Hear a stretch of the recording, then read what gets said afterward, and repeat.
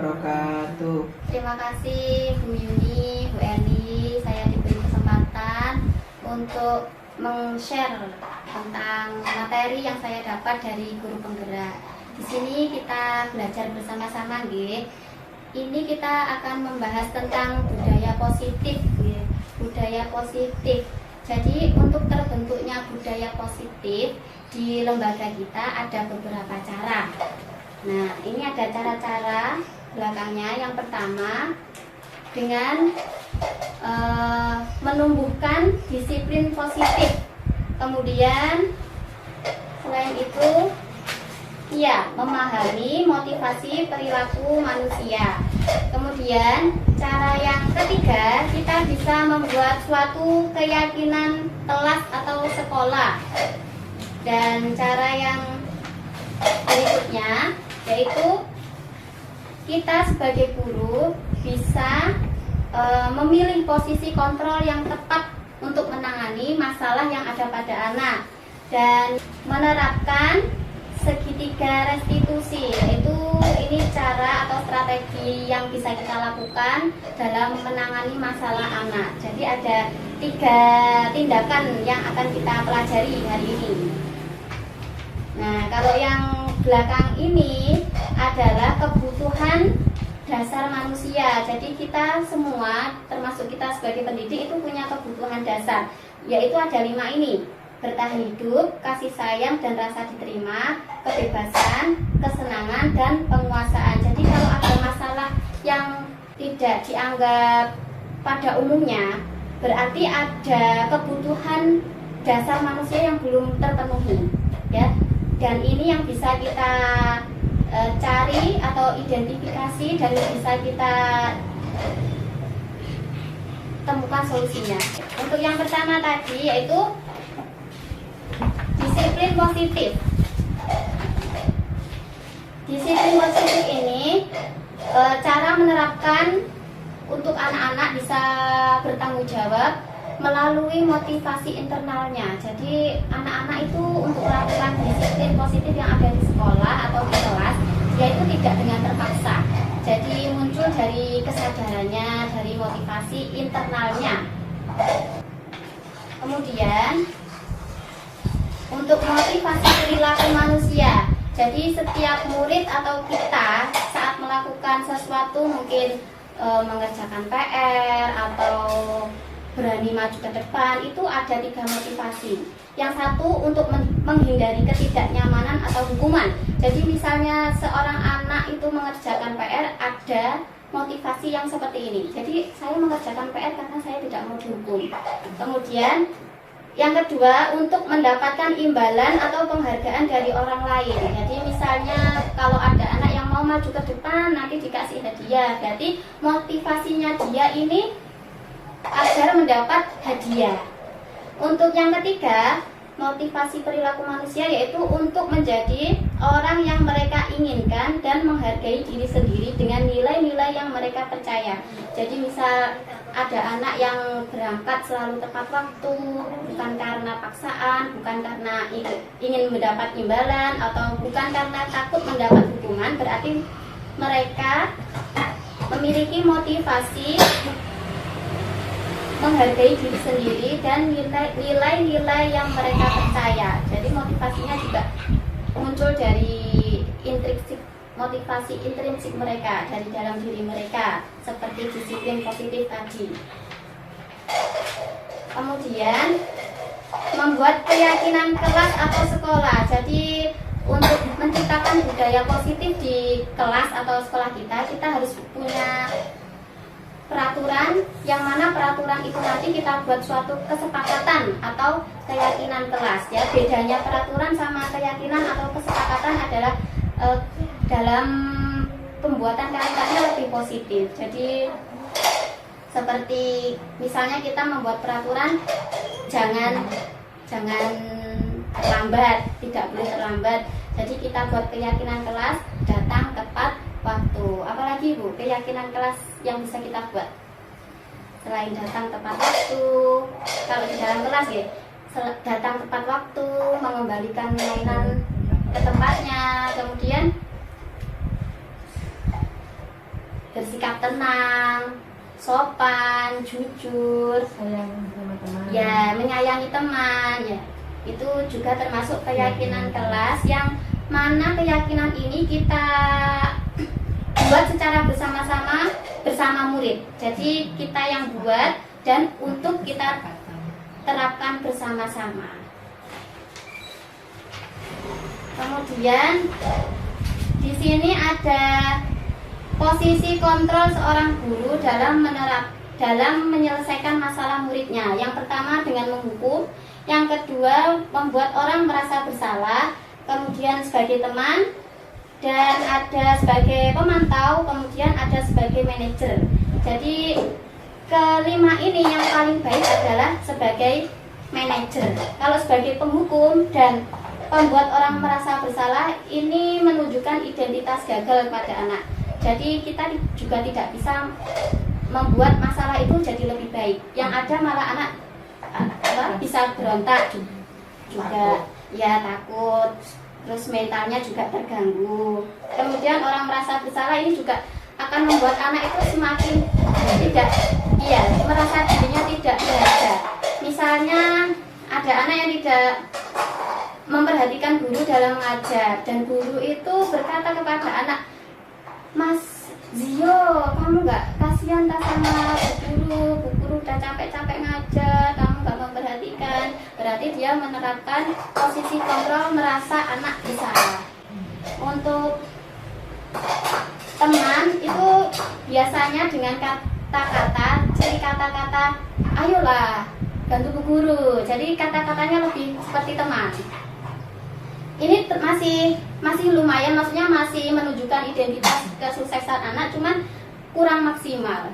Kadang dia melakukan sesuatu karena mendapat pujian dari gurunya, bukan dari dirinya sendiri. Kemudian sebagai monitor atau pemantau. Kalau sebagai pemantau ini, jadi misal ada anak yang melakukan kesalahan, guru itu memantau. Kemudian setelah memantau, guru memberikan konsekuensi, bukan hukuman. Beda dengan hukuman. Kalau memberikan konsekuensi berarti ada suatu tugas yang akan dilakukan karena sudah melanggar peraturan tadi. Ya, bedanya dengan hukuman seperti itu. Sudah ada kesepakatan sebelumnya, misal kalau tidak mengerjakan PR nanti konsekuensinya seperti ini. Itu sudah dibicarakan. Ya, sudah dibicarakan di awal. Iya, ada konsekuensi itu sebagai pemantau. Kemudian sebagai manajer, posisi manajer ini posisi yang paling baik diterapkan kepada siswa, yaitu dengan mengembalikan masalah itu kepada siswa lagi. Jadi kita sebagai guru hanya mendorong mereka agar mereka itu dapat kreatif dalam menyelesaikan masalahnya sendiri dan mengingat kembali peraturan atau keyakinan kelas, mengingat kembali keyakinan dalam diri mereka dan apa yang harus dilakukannya. Nah, di sini saya ada contoh video seorang guru menyelesaikan masalah murid dengan menggunakan posisi manajer dan juga dengan menggunakan strategi segitiga restitusi. Jadi seorang guru ini sebagai manajer tadi, dia menggunakan segitiga restitusi dalam penyelesaian masalah. Yang pertama, menstabilkan identitas. Yang kedua, validasi tindakan yang salah. Dan yang ketiga, menanyakan keyakinan kelas.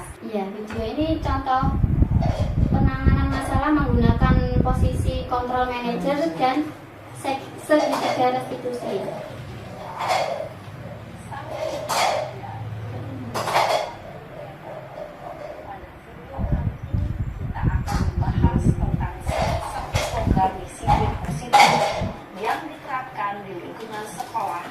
Yang dikenal dengan nama restitusi.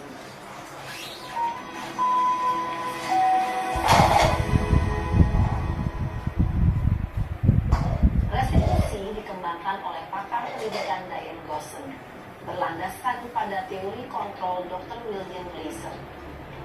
Segitiga restitusi adalah suatu proses dialog yang dijalankan oleh guru atau orang tua agar dapat menghasilkan murid yang mandiri dan bertanggung jawab.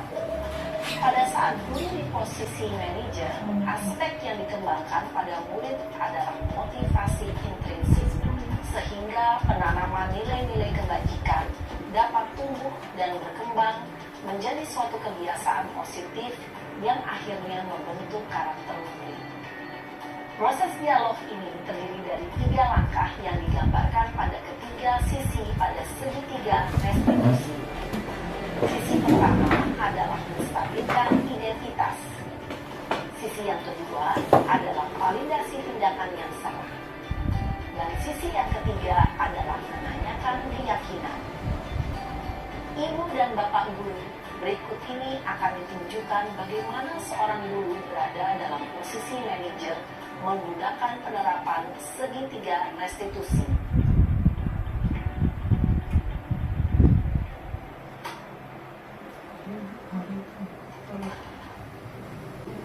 Panggil ke kantor. Siang Sarah, Siap, Pak. sudah lama nggak ketemu Sarah? Kenapa hari ini ada di sini? Nah, ini Kesel, Pak. Banget. stabilkan Masa aku dikatain tukang fitnah, Pak? Ya aku marah lah. Aku balik ngatain Eka di depan kelas. Kesel banget. Oh begitu. Ya pasti kamu marah dan kesal. Bapak juga akan marah apabila ada yang menuduh Bapak seperti itu. Kemudian pada saat itu kamu mau melakukan apa? Ya saya langsung ngatain Eka lah, Pak. Kesel banget. Saya bentak-bentak dia depan teman-teman lain. Oh begitu. Pasti kamu melakukan seperti itu karena suatu alasan tertentu, kan? Iyalah, masa saya diam saja, Pak? Ya saya bela diri lah. Masa saya dituduh tukang fitnah? Ya wajar lah. Mempertahankan harga diri itu sesuatu yang penting buat kamu. Untung kamu tidak bertindak lebih gegabah lagi. Hanya membentak-bentak. Iya, Pak. Untung saya masih bersabar dan hanya membentak saja. Sudah gemes padahal. Saya pasti bela diri lah. Ya pasti ya. Tapi kamu memilih untuk tetap bertahan dan bersabar. Kamu memilih untuk tidak berbuat lebih parah lagi, bukan? Iya. Nah, sekarang coba kita lihat lagi tindakan kamu yang bentak-bentak Eka di kelas. Tindakan kamu itu kira-kira sesuai dengan keyakinan kelas atau prinsip kamu tidak? Enggak lah, Pak. Capek, Pak, jadi pemarah. Jadi keyakinan atau prinsip mana yang kurang sesuai dengan keinginan kamu? Ya, saya sebenarnya sangat menghargai orang lain. Mungkin saat itu saya menjadi emosi, jadi tidak menunjukkan sikap itu. Kamu meyakini tidak? Menghargai orang lain itu penting buat kamu. Yakinlah, Pak. Iya, setuju. Kita harus saling menghargai. Namun, ada juga keyakinan yang kita sepakati yang perlu kita jalankan apabila kita sedang marah, bukan? Ya, saya bisa lebih proaktif, mulai dengan diri sendiri. Saya bisa jadi lebih bersabar, mengambil waktu jeda untuk berpikir mau apa selanjutnya. Kira-kira kamu bersedia memperbaiki masalah ini tidak? Bersedia, Pak. Kalau kamu memperbaiki masalah ini, kamu akan menjadi seperti apa? Saya akan menjadi orang yang bertanggung jawab kali ya, Pak. Dan senantiasa proaktif. Iya, menurut kamu bagaimana rasanya menjadi orang seperti itu? Ya nyaman lah, bangga bisa bersabar dan menahan diri. Baiklah kalau begitu. Yuk kita pikirkan bagaimana memperbaiki masalah ini.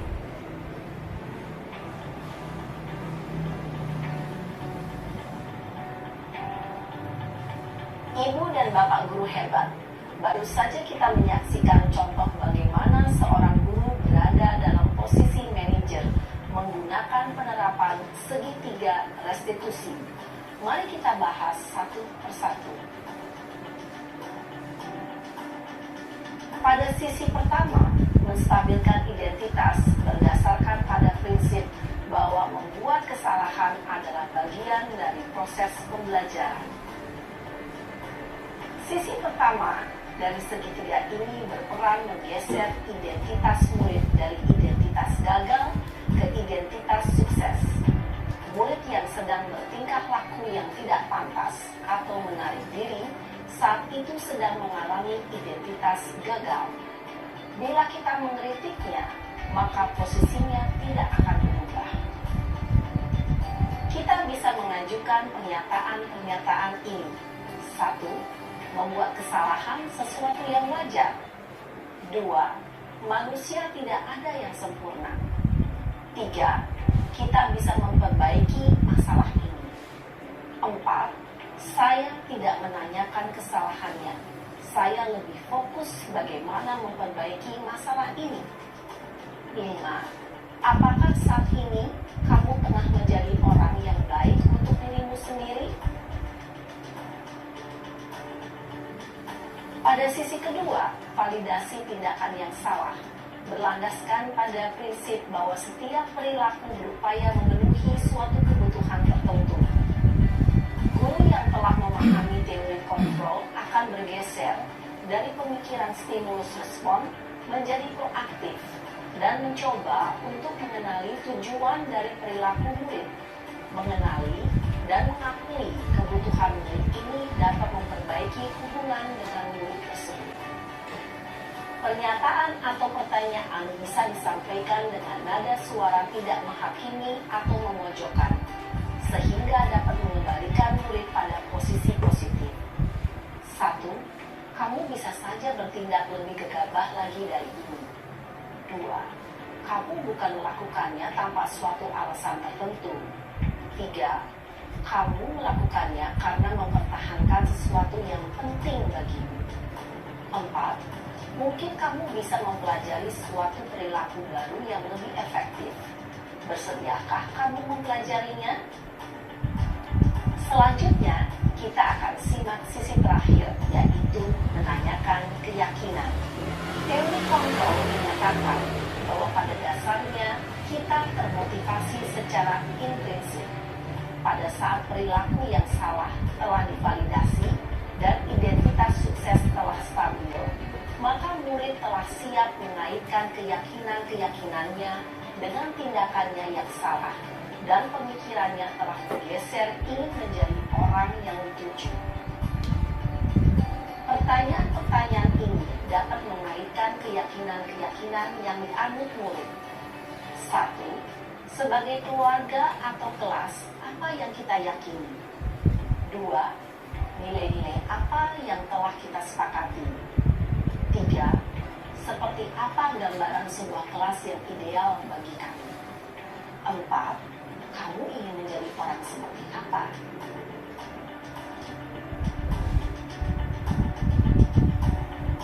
Dalam menerapkan segitiga Nah, itu tadi contoh posisi kontrol seorang guru pada posisi manajer dengan menggunakan strategi segitiga restitusi dalam menyelesaikan masalah muridnya. Kira-kira kalau di murid TK ini kita bisa nggak menerapkan segitiga restitusi itu? Bisa, tapi anak-anak TK belum sepaham itu kan. Iya. Karena ya tadi sepertinya gurunya sama sekali tidak memarahi. Iya. Hanya dia memberitahu kenapa kok kamu bisa seperti itu, terus kamu harus bagaimana. Kalau di TK mungkin pemikiran anak-anak tidak sejauh Iya, itu. mungkin bahasanya Iya. harus kita olah Iya. sesederhana mungkin, Iya. yang mana nanti anak-anak bisa mengerti dengan maksud Iya. perkataan kita tadi ya. Nah, masalah anak-anak ini Bu, biasanya kan ada ya, kalau di sekolah kita itu, coba kita ambil contoh aja untuk mengetahui atau mengidentifikasi masalah anak tersebut. Misalnya anaknya jarang mau konsentrasi ke kegiatan kita, kemudian lebih memilih main sendiri dan tidak memperhatikan pelajaran apa atau memperhatikan temannya, kadang juga main sendiri. Anak-anak menghadap gurunya tapi dia meskipun sendiri dia itu lihai gitu. Itu kira-kira kebutuhan apa ya, kebutuhan dasar manusia yang belum mencoba dia penuhi itu apa? Kalau dilihat dari kebutuhan dasar manusia ini, kira-kira dia mencoba memenuhi kebutuhan apa? Kira-kira. Kasih sayang dan rasa diterima kayaknya. Penguasaan diri. Penguasaan diri. Iya. Penguasaan diri. Iya, makanya dia merasa ingin tidak mau diatur. Iya. Mungkin kayak di rumahnya mungkin terlalu Saya sering kan ganda. kasih sayangnya ganda. Jadi apa? pola asuhnya berbeda-beda dari 3 keluarga, 3 orang. 3 orang ya. 3 orang. Ayahnya, Ayah, mama, sama nenek. nenek. Iya. Kemudian selain saya mungkin ada murid yang bisa kita identifikasi dari sini saja. Mungkin. Sama siapa ya yang muncul? Itu merasa kayak kurang percaya diri ya kayaknya. Sedikit nangis. Itu kira-kira Iya, iya. Jadi ada penekanan dari ibunya kayaknya juga. Dalam hal kalau bawa bekal, dia sudah dibawakan bekal dari rumah. Kemudian di sekolah ibunya mungkin pesen dimakan, dihabiskan. oh gitu. Tapi setelah dibuka ternyata tidak sesuai dengan keinginannya. Dia bingung itu. Aku nggak suka ini, tapi nanti kalau nggak tak habiskan aku dimarahi sama bundaku. Nah seperti itu. Ini kebebasan ya. Iya. Jadi dia kayak Terlalu diatur, Iya. terlalu diatur Iya. sehingga dia merasa tidak bebas. Kalau dia kan bilang sama bunda loh, saya bilang gitu. Atau kalau tidak itu anak memang dikenalkan dengan makanan tersebut. Jadi waktu buka makanan coba dicicipi. Nanti kalau mau suka ya ayo dihabiskan. Tapi ternyata juga habis kok. Kalau ada anak yang suka minta jajan temennya, merebut makanan temennya, ada nggak? Ada. Biasanya dia merasa itu temanku. Aku mau itu. Ya apa caranya Atau dia? mungkin Iya. dia ada di Kadang kita itu juga harus posisi menjelaskan loh konsep berbagi itu bagaimana batasannya kan. iya. Dia kan berbagi kok enggak mau. Penguasaan ya, berarti dia sedang memenuhi kebutuhan penguasaan. Misal kayak minta secara paksa gitu. Iya. Minta secara paksa. Kalau Iya. bertahan hidup enggak ya? Sedangkan itu bukan miliknya. Kalau bertahan hidup itu biasanya anak-anak yang kekurangan di rumah, kelaparan, terus sampai nyuri makanan, berarti dia berusaha untuk memenuhi kebutuhan dasar bertahan hidup. Kalau jenengan ini kebutuhan dasar yang paling menonjol di hidupnya panjenengan apa? Dari ini. Memang semuanya sepertinya sudah terpenuhi, tapi yang paling penting untuk panjenengan itu kebutuhan dasar yang mana? Kesenangan. Senang rekreasi, senang itu kuliner. Hiburan berarti. Iya. Ya, kalau Bu Eli yang mana? Kasih sayang. Gak disayang suami. Kasih sayang. Karena itu kan kasih sayang, ada yang bilang rumahku istanaku, rumahku surgaku. Di dalam rumah itu puncak yang bisa membuat semua senang, semua nyaman itu dari seorang istri. Oh iya. Nah, utamanya tuh di seorang istri lah. Iya. Ya, tombak utamanya Iya, itu ibu seorang ya. istri. Iya, seorang ibu. Nah, kalau ibu atau istri itu merasa senang, bahagia, Iya. insya Allah Semuanya. itu akan semuanya Iya, akan merasakan betul. seperti itu. Nah, itu loh. Iya. Semoga nanti kasih sayangnya tambah, Bu Yuni kesenangannya juga tambah. Kalau saya ini kebebasan, bebas dalam arti tetap pada aturannya. Misal untuk bisa ngajar lagi, itu juga diberi izin kan. Jadi itu termasuk kebebasan yang sudah saya dapatkan sekarang ini. Nah, udah ini cuman sekedar penjelasan singkat yang dapat saya sampaikan hari ini, dan semoga bermanfaat buat kita semua dan bisa kita terapkan bersama-sama di sekolah kita. Terima kasih ilmunya Bu Nikma. Semoga nanti kita juga bisa sedikit demi sedikit menerapkan untuk anak-anak didik kita. Amin. Ya, sekian dari saya. Terima kasih atas waktunya. Wassalamualaikum warahmatullahi wabarakatuh. Waalaikumsalam warahmatullahi wabarakatuh.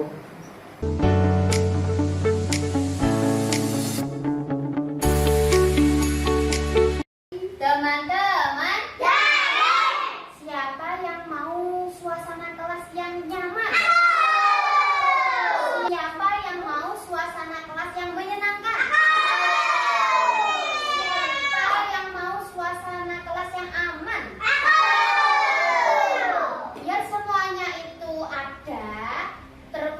lanjut, kita harus punya peraturan kelas, ya. Peraturan kelas nanti kita jadikan kesepakatan kelas atau keyakinan kelas. Ayo, peraturan kelas kita apa? Tidak boleh apa? Ayo. Tidak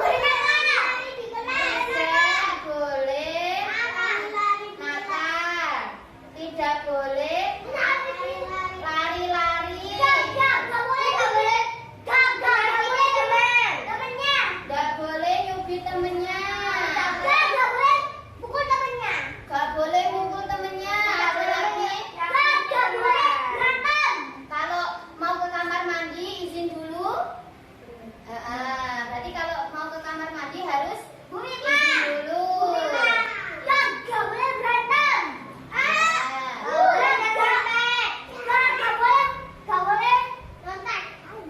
Gak boleh nyontek ya. Gak boleh nyontek.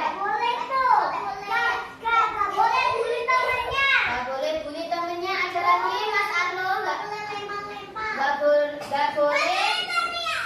Gak boleh lempar-lempar. Gak boleh menyakiti teman. Terus kalau datang itu boleh nggak terlambat? Berarti gak boleh. Gak boleh terlambat. Gak boleh rebutan. Harus bergantian ya. Berarti ya.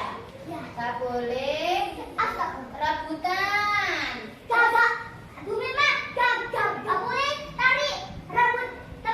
Gak boleh tarik rambut temennya. Ada lagi Mas Laras? Gak boleh apa ya? Gak boleh pegang badan temennya sembarangan. Ya, terus oh ya. Oh ya, nanti terluka ya. Kalau waktu cuci tangan nyerobot, oh ya, gak boleh nyerobot. Gak boleh nyerobot. Ada lagi, kalau berbohong itu boleh gak? Gak boleh bohong. Terus kalau dikasih tugas sama Bu Nikmah, dikasih kegiatan, harus dikerjakan gak? Nah, kalau dikasih tugas sama Bu Nikmah harus dikerjakan gak? Nah, berarti harus mengerjakan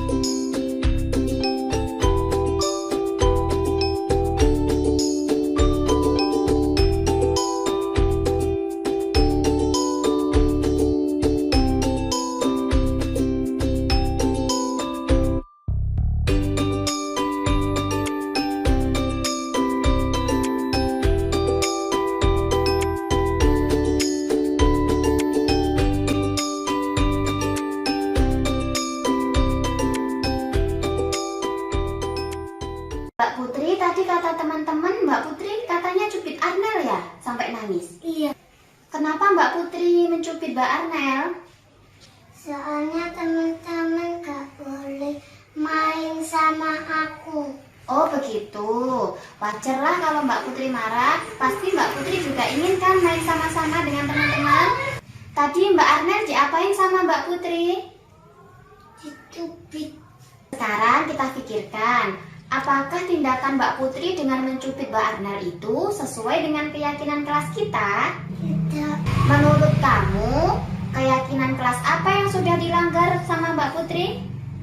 Menyayangi teman. Iya, betul sekali. Apakah menyayangi teman itu penting? Penting. Baik, jika menurut Mbak Putri menyayangi teman itu penting, apa yang akan dilakukan Mbak Putri saat sedang marah? Lebih sabar dan lapor Bu Guru. Iya, pinter. Mbak Putri bisa lebih sabar lagi ya saat marah dan bisa melaporkan tindakan Mbak Arnel kepada Bu Guru. Tetap semangat ya Mbak Putri. Iya. Mbak Putri sekarang boleh main lagi. Iya.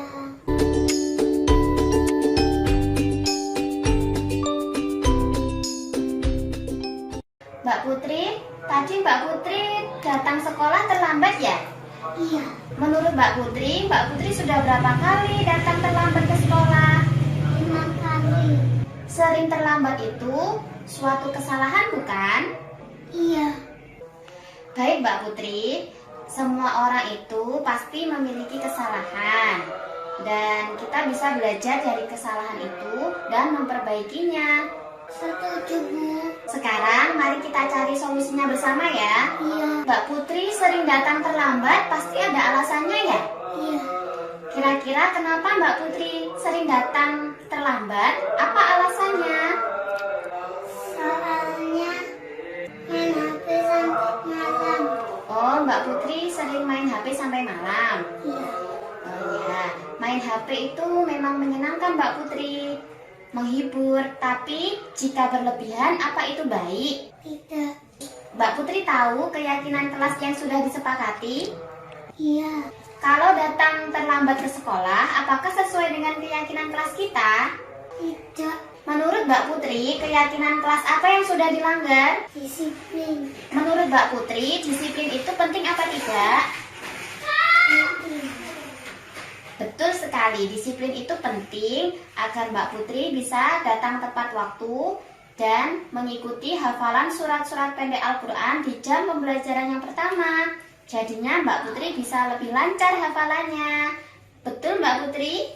Betul. Saya minta maaf. Iya, tindakan Mbak Putri sudah baik dengan meminta maaf. Menurut Mbak Putri, apa yang akan dilakukan agar tidak terlambat lagi ke sekolah?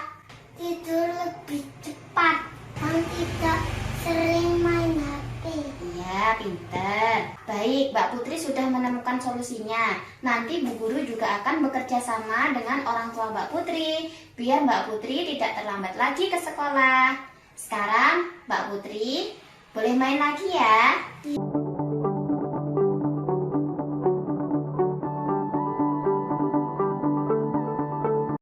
Mas Almer, tadi Almer merebut mainannya Mbak Gila ya?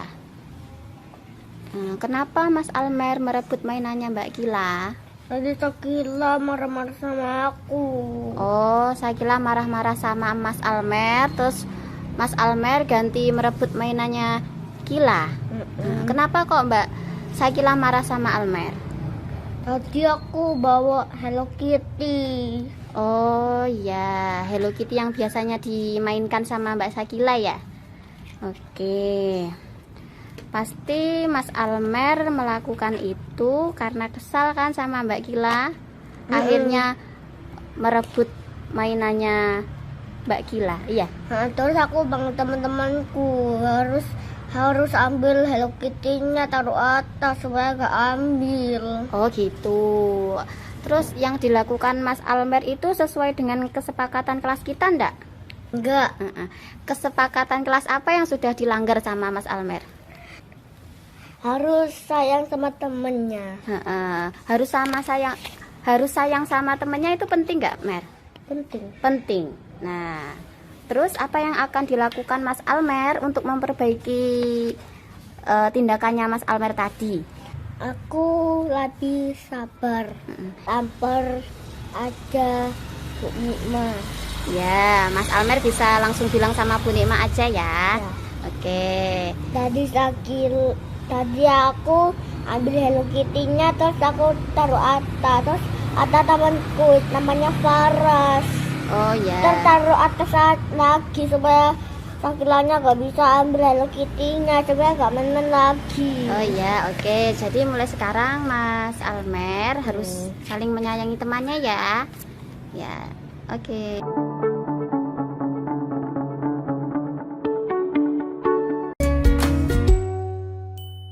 Salam bahagia Ibu dan Bapak guru hebat. Dalam penerapan disiplin positif restitusi, salah satu program yang dikembangkan adalah 5 posisi kontrol.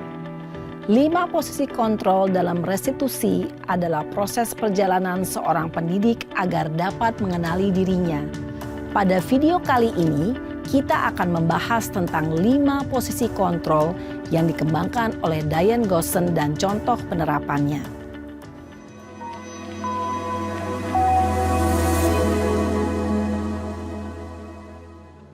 5 posisi kontrol itu adalah 1. Posisi penghukum. 2. Posisi pembuat merasa bersalah. 3. Posisi teman. 4. Posisi pemantau atau monitor. Dan 5. Posisi manajer. Untuk lebih memahami kelima posisi tersebut, mari kita saksikan kasus Naren yang terlambat hadir 20 menit di sekolah dan melihat bagaimana kelima posisi kontrol dalam menghadapi masalah tersebut.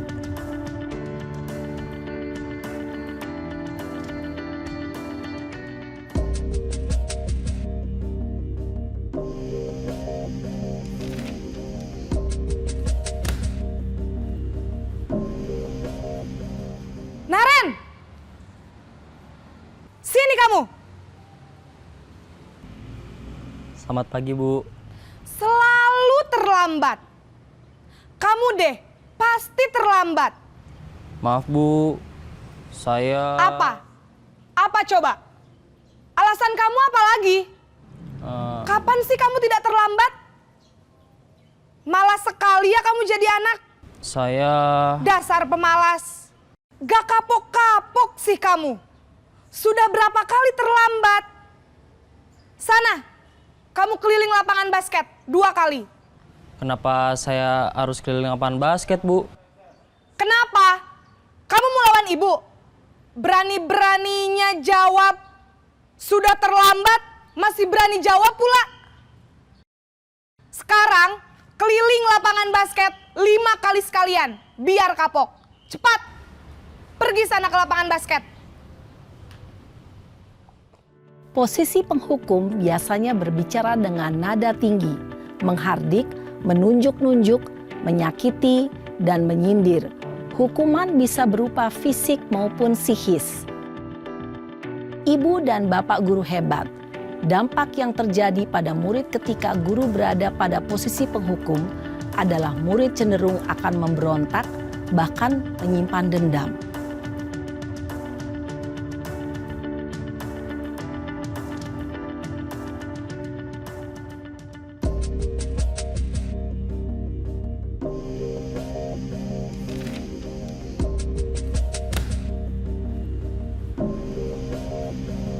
Naren!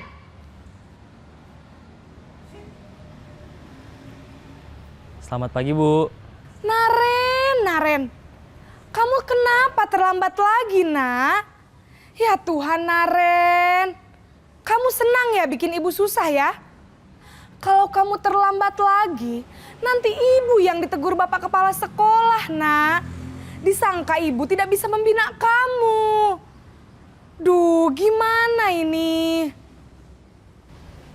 Maaf, Bu.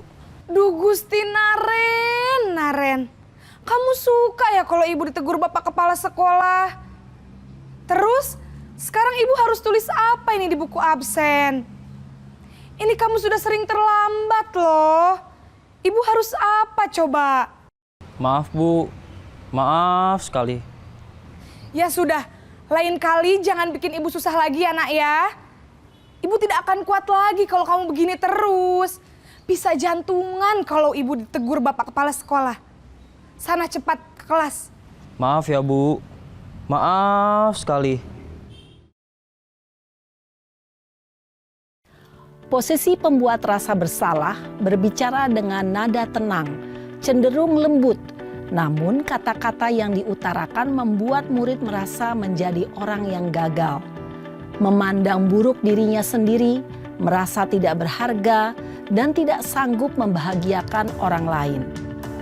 Ketika guru mengambil posisi pembuat rasa bersalah, murid akan menganggap dirinya yang bersalah dan ia akan menyimpan emosi negatif tersebut di dalam dirinya.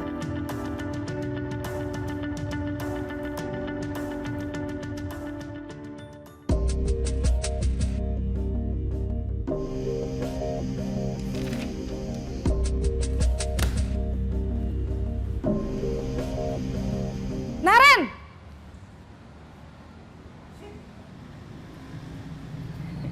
Selamat pagi Bu.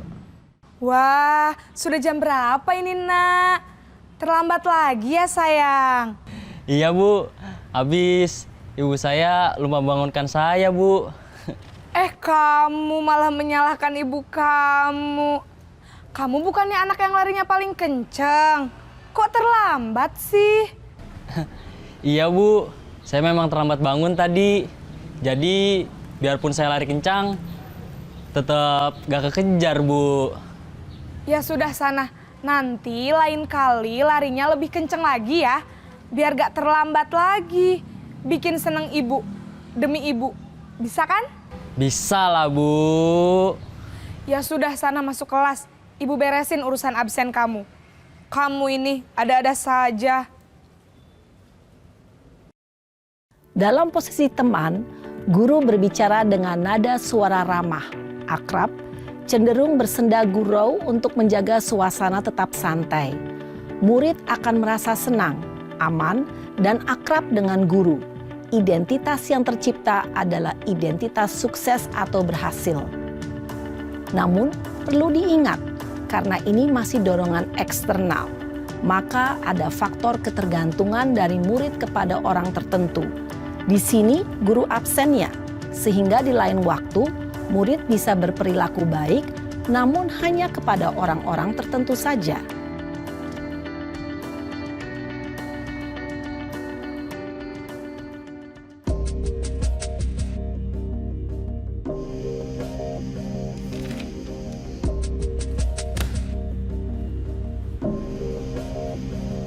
Naren!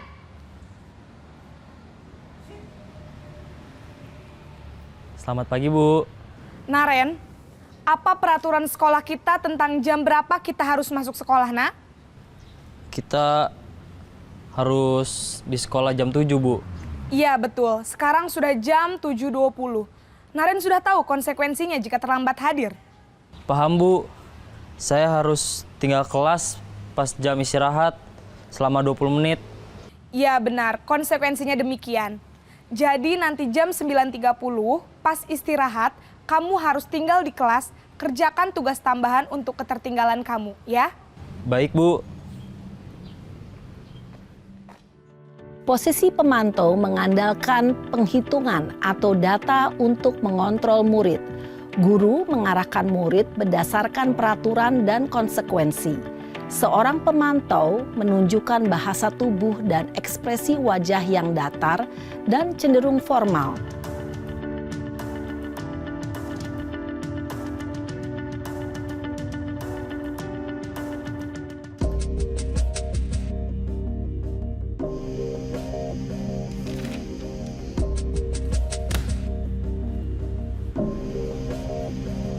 Naren!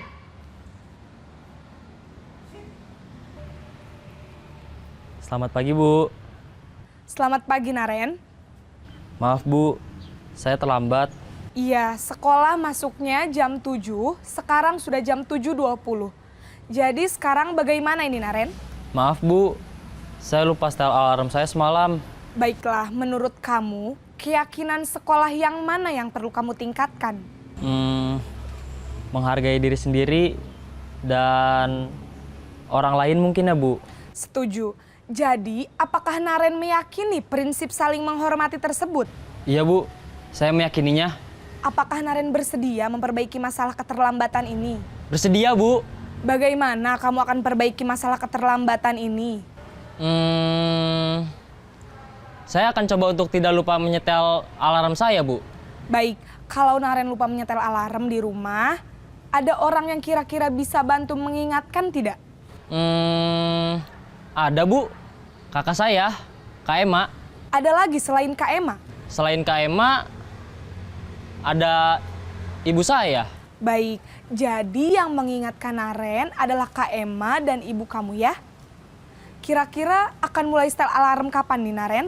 Setelah pulang sekolah, akan segera saya lakukan. Baik, jadi Naren akan setel alarm untuk bangun besok pagi dan akan diingatkan oleh kakak dan ibunda Naren ya. Ada lagi yang mungkin perlu dilakukan Naren agar tidak terlambat bangun lagi? Tidak ada Bu. Baik Naren, terima kasih untuk kerjasama kamu. Sekarang kamu perlu kembali ke kelas untuk belajar. Baik Bu, terima kasih.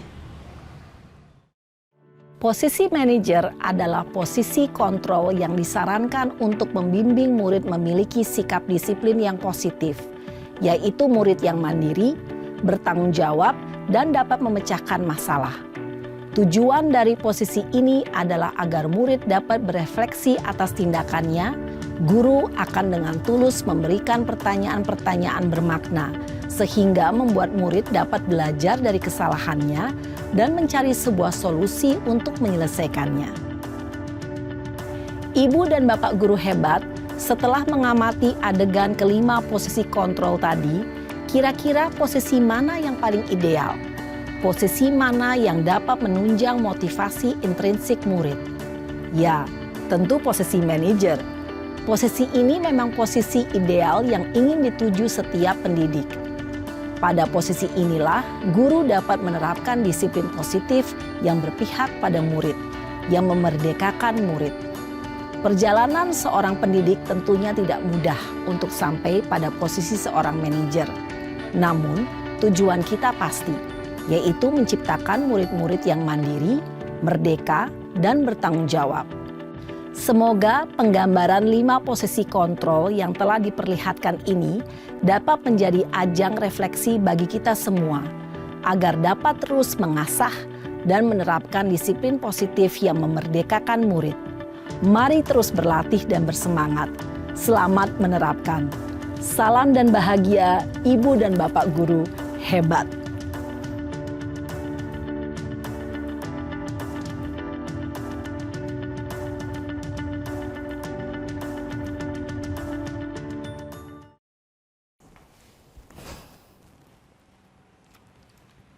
Siang Sarah.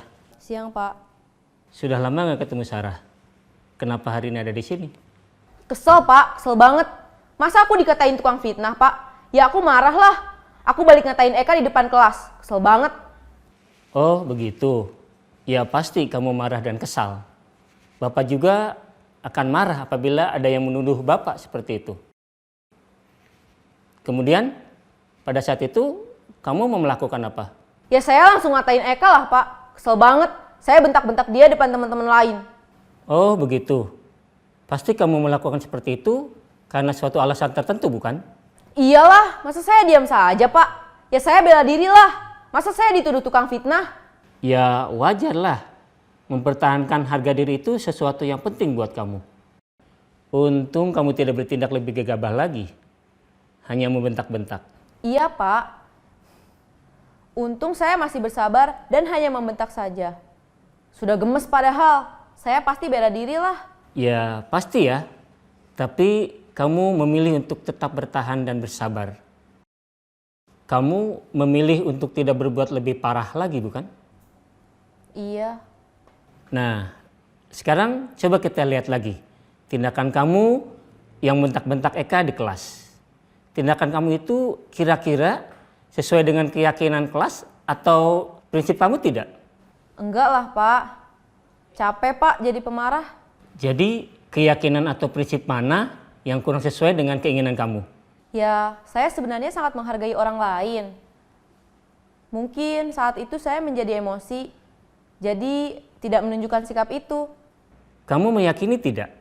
Menghargai orang lain itu penting buat kamu. Yakinlah, Pak. Iya, setuju. Kita harus saling menghargai.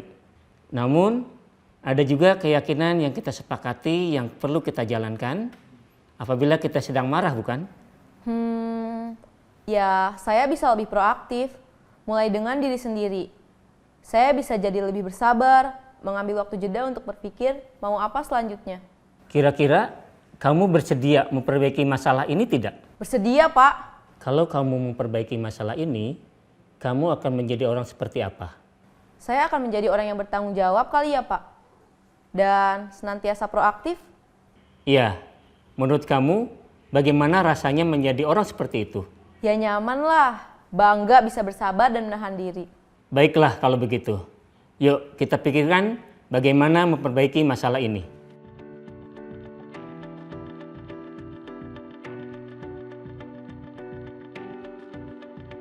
Ibu dan Bapak guru hebat, baru saja kita menyaksikan contoh bagaimana seorang guru berada dalam posisi manajer menggunakan penerapan segitiga restitusi. Mari kita bahas satu persatu. Pada sisi pertama, menstabilkan identitas berdasarkan pada prinsip bahwa membuat kesalahan adalah bagian dari proses pembelajaran. Sisi pertama dari segitiga ini berperan menggeser identitas murid dari identitas gagal ke identitas sukses. Murid yang sedang bertingkah laku yang tidak pantas atau menarik diri saat itu sedang mengalami identitas gagal. Bila kita mengkritiknya, maka posisinya tidak akan berubah. Kita bisa mengajukan pernyataan-pernyataan ini. 1. Membuat kesalahan sesuatu yang wajar. 2. Manusia tidak ada yang sempurna. 3. Kita bisa memperbaiki masalah ini. 4. Saya tidak menanyakan kesalahannya. Saya lebih fokus bagaimana memperbaiki masalah ini. 5. Apakah saat ini kamu tengah menjadi orang yang baik untuk dirimu sendiri? Pada sisi kedua, validasi tindakan yang salah berlandaskan pada prinsip bahwa setiap perilaku berupaya memenuhi suatu kebutuhan tertentu. Guru yang telah memahami teori kontrol akan bergeser dari pemikiran stimulus respon menjadi proaktif dan mencoba untuk mengenali tujuan dari perilaku murid. Mengenali dan mengakui kebutuhan murid ini dapat memperbaiki hubungan dengan murid tersebut. Pernyataan atau pertanyaan bisa disampaikan dengan nada suara tidak menghakimi atau memojokkan, sehingga dapat mengembalikan murid pada posisi positif. 1. Kamu bisa saja bertindak lebih gegabah lagi dari ini. 2. Kamu bukan melakukannya tanpa suatu alasan tertentu. 3. Kamu melakukannya karena mempertahankan sesuatu yang penting bagimu. 4. Mungkin kamu bisa mempelajari suatu perilaku baru yang lebih efektif. Bersediakah kamu mempelajarinya?